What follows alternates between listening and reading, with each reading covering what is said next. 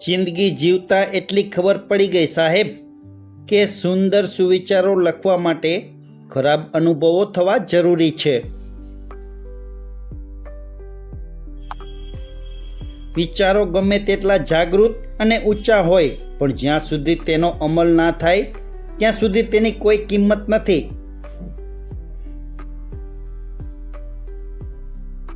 લીધેલી સેવા ક્યારેય ભૂલવી નહીં સાહેબ, અને કરેલી સેવા ક્યારેય યાદ રાખવી નહીં.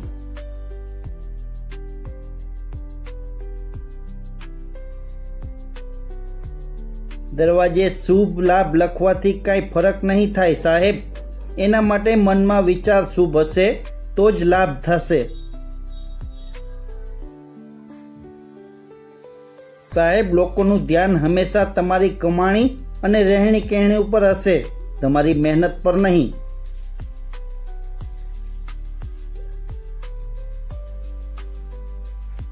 વાપરેલું અને વેડફેલું પાછું ના આવે, પરંતુ વાવેલું અનેક ગણું થઈને પાછું આવે છે.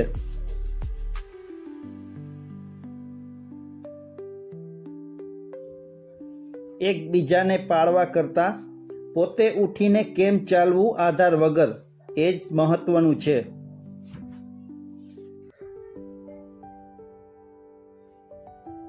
તમારી વિચારસરણી જ તમને ખોટા બનાવે છે. જો આપણને ગુલાબની જેમ ખીલવું હોય તો કાંટા સાથે તાલમેલની કળા શીખવી પડશે.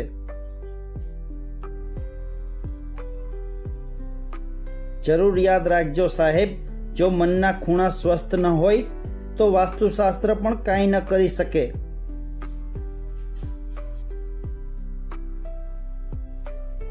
જે માણસ પોતાનો સ્વભાવ પરિસ્થિતિને અનુકૂળ બનાવી શકે તે સૌથી વધુ સુખી છે.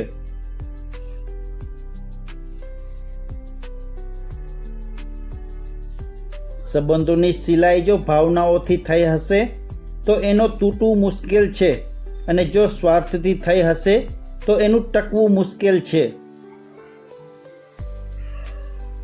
દિલથી કરેલી મદદ, હૃદયથી કરેલો પ્રેમ અને મુખેથી લીધેલું ભગવાનનું નામ ક્યારેય વ્યર્થ નથી જતું.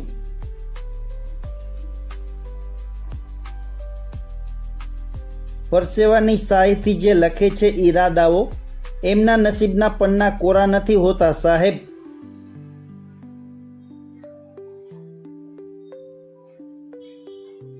યોગ્ય સમય પર કરેલું નાનું કામ પણ બહુ ઉપકારી હોય છે, જ્યારે સમય વહી ગયા પછી કરેલું મહાન કાર્ય પણ વ્યર્થ હોય છે.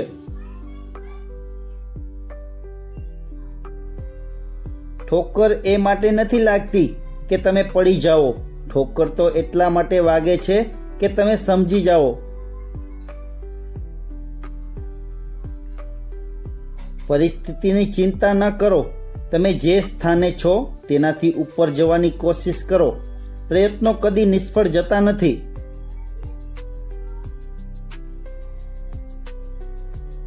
સફળ વ્યક્તિની ચમકથી જ લોકોને મતલબ હોય છે સાહેબ. તેણે કેટલા અંધારા જોયા એ કોઈ નથી જાણતું.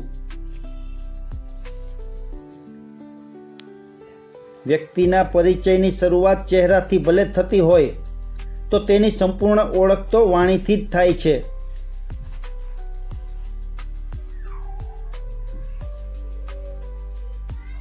મિત્રો, દરરોજ આવા નવા ગુજરાતી સુવિચાર માટે ચેનલમાં નવા હોય તો લાઈક, શેર ને સબસ્ક્રાઈબ કરો.